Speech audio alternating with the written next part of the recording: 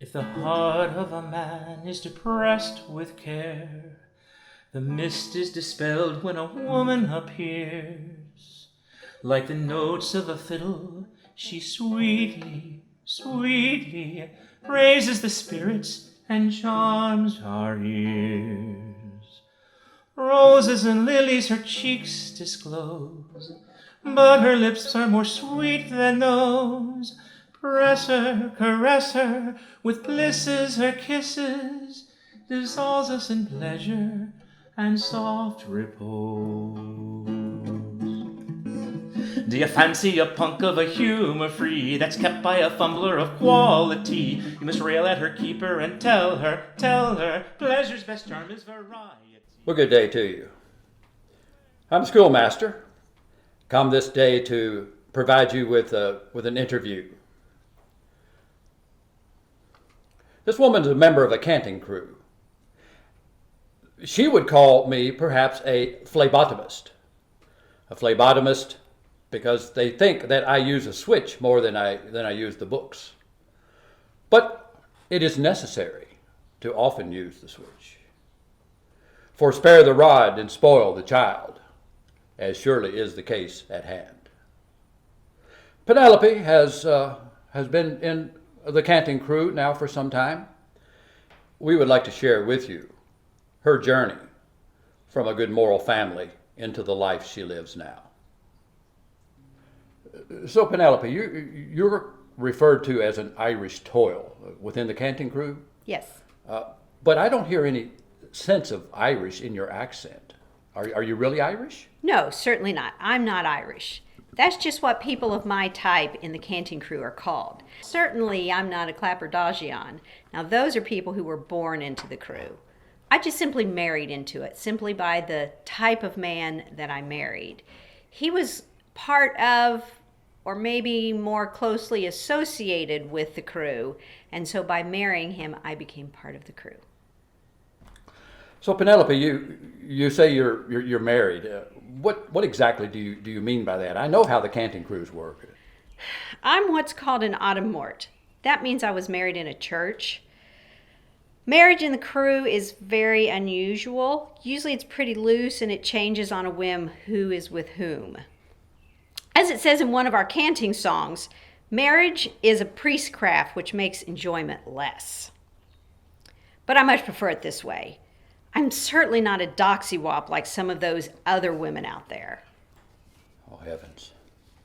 So is this really the kind of life that you planned as you were growing up? I know of your family. Surely they didn't anticipate you being in this. No, really not. Growing up, I had no idea that this is the life that I would be into. I knew of criminals, and I had talked to them. Some of them occasionally came to our home. After all, my father was the local beadle. Some might call him the night watchman or maybe the constable. There's also a new term out there that we call the thief taker. So sometimes these criminals would come to our home, maybe have a meal with us before my father sent them on to the wit. Now, mostly they were just people who were not bad people, but maybe more of in a bad situation. Now, I did know of some real criminals that were hung or hanged. My father would take us to Tyborn to the hangings often, just like everyone did. We were not wealthy, but we did have some. Oh, a good hanging is a good moral lesson, I find. So, Penelope, what type of training did you have as a young lady? Surely you weren't trained in street selling. Oh, I suppose the same as most of the young girls. I was raised with teachings in the household. We were not the type to become costermongers. We would buy from those costermongers or the street sellers. That's really the only contact we had with them. But my mother did teach me needlework and sewing. The idea was that I would be married off to someone and be able to do my own thing, or that I could do some needlework and then sell it off to those wealthier ladies or those stuffed muttons. But then occasionally my father would get a criminal and take him take him to the wit where he would come home with extra money. And when that happened, he would hire a tutor to teach my sister and I a little more about reading and writing so that we would have an opportunity in life. Oh, that was good of him, I'm sure. But do you think that either of your parents really thought that you would end up in this condition? Certainly not. In their world, people like this didn't exist. Outside of the wicked people that my father had to deal with, neither my mother or I ever thought or understood what would have happened or how my life would have turned out. So Penelope, tell me, how did you meet your husband? Christopher Bodkin, if I'm correct. I knew of Christopher. Everybody did, long even before I knew of him. He would come into town and he would spend time in the square singing or playing at some games. My father seemed to know him, or at least something of him and his background, but he never seemed to be bothered by Christopher. Unlike some of those that he called traveling people or gypsies. I found out later that my father knew of Christopher's real background, so he was not opposed to him as he might have been to others. Well, I can clearly see how that you were exposed to this type of life, but how did you become involved in participating in it?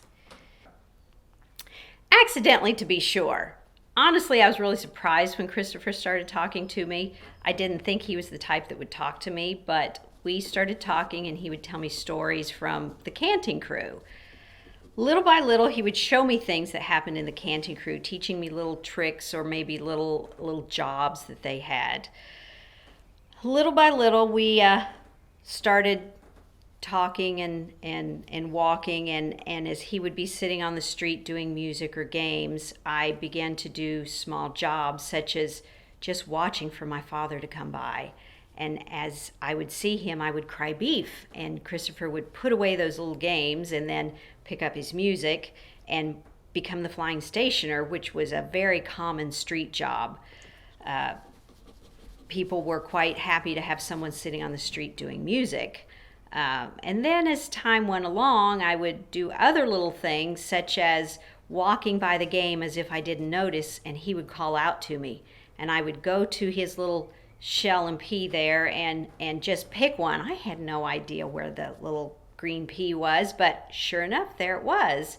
And as I walked on by, he'd hand me a coin. Naturally, the people watching thought it was an easy game. If I could win, they could win. So once I walked on by, they would go try, and naturally they never chose the pea. Only I could choose the pea, and that's how we worked together. That's a job that I call being the sweetener, getting people to come and bet their money so that we could make more money. I always seemed to win, and they didn't, and then I would just walk away and go about my business. Oh my. So was it just Christopher that you worked with, or were there others there as well? Once he came through, there were some other people with him. These were the ones that my father called the traveling people or the gypsies. I really didn't know they were part of his crew at first. Well, they're not really his crew because he's really not part of the crew. His job is called the sharper. He's kind of outside their world, but he works with them. They work together to achieve a common goal. The world of the sharper is really even shadier than the Canting Crew. He didn't want to be seen as needy, and they did. So they would make themselves needy so that they could do more begging on the streets. So Penelope, were you aware that these were just really criminals, and you allowed yourself to be around them? Were they as rude and dirty as we've all come to expect? Well, they were really much nicer than I expected. I mean, they did kind of smell, and they wore old clothes, and they begged from the people on the streets. But later I found out how much they really stole.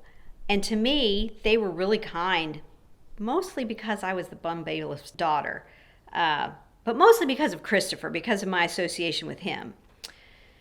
They were kind to me. They were never rude or asked me for anything.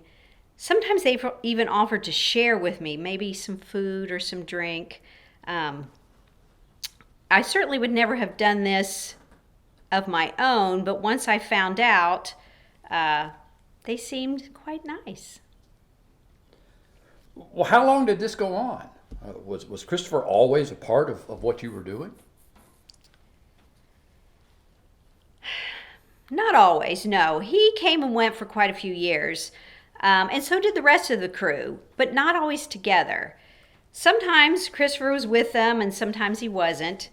But after they came to know I was close with him, they would always come and search me out.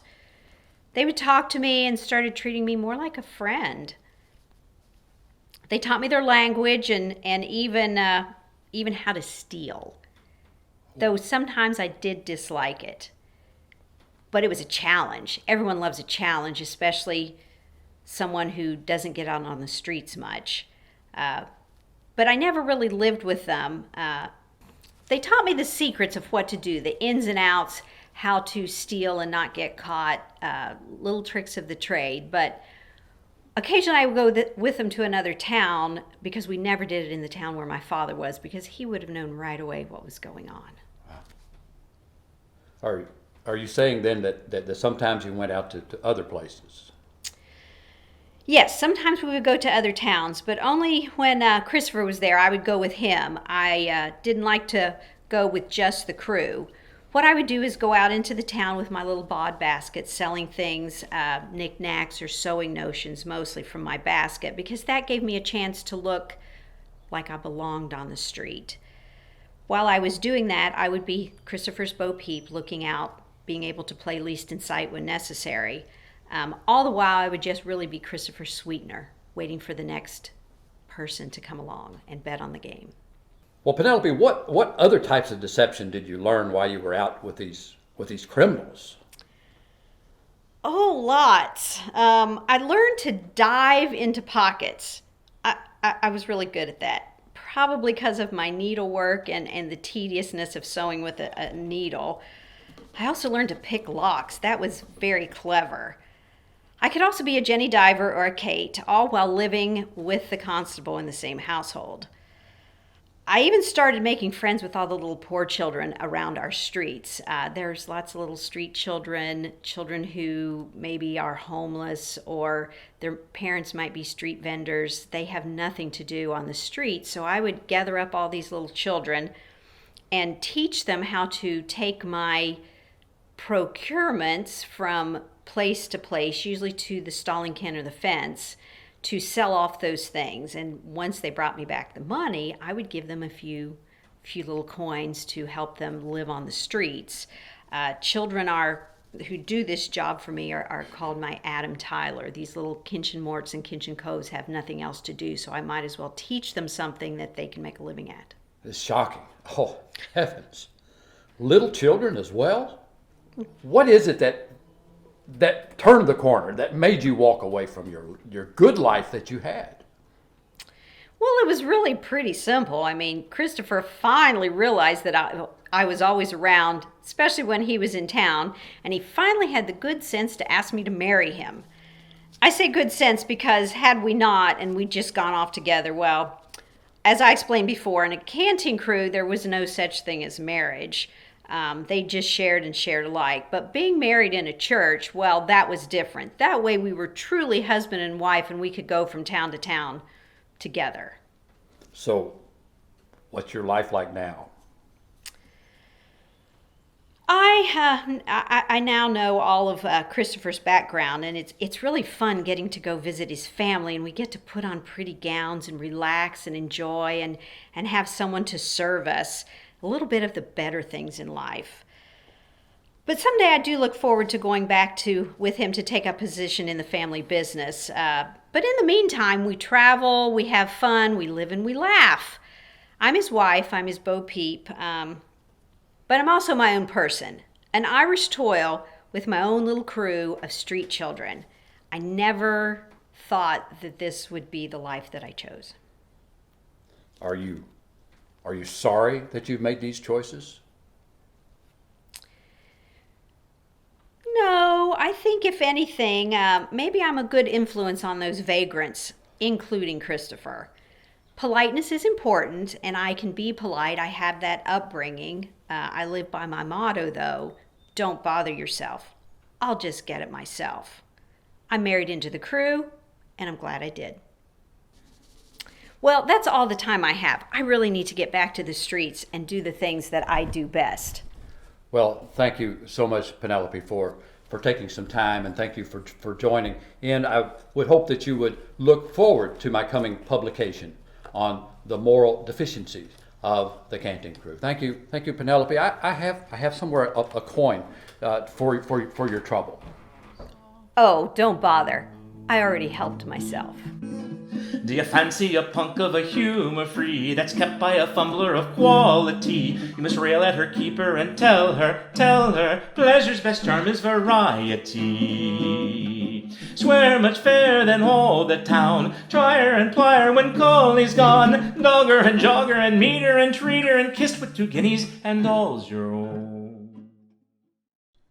If the heart of a man is depressed with care, the mist is dispelled when a woman appears. Like the notes of a fiddle, she sweetly, sweetly praises the spirits and charms our ears.